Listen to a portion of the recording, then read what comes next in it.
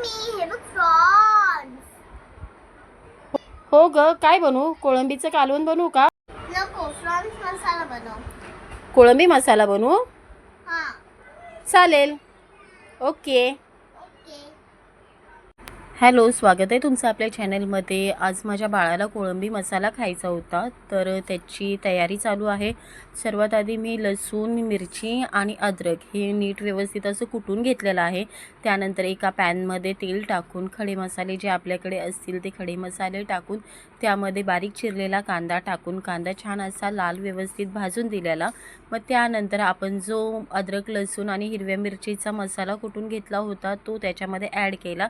व्यवस्थित परतवून घेतलं, त्याचं कच्चंपण वास स्मेल जाण्यासाठी. त्यानंतर टोमॅटो टाकलं, त्यानंतर मीठ टाकलं. टोमॅटो व्यवस्थित नरम झाल्यानंतर त्यामध्ये 2 चमचे लाल तिखट, हळद, धना पावडर, जिरा पावडर, रेड चिली पावडर आणि थोडासा गरम मसाला टाकून व्यवस्थित परतवून घेतलेला आहे. एक 5 मिनटं असं झाकण ठेवून त्याला वाफ येऊन दिलेली आहे.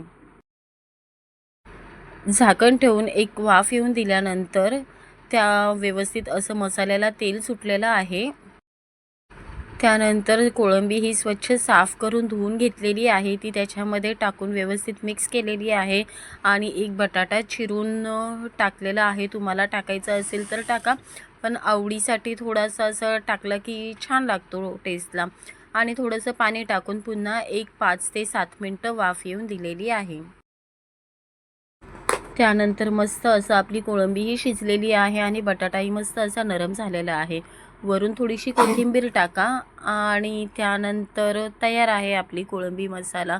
एकदा नक्की करून बघा, खूप छान आणि अशी टेस्टी झालेली होती. व्हिडिओ आवडला असेल तर नक्की एक लाईक करा. Thank you so much.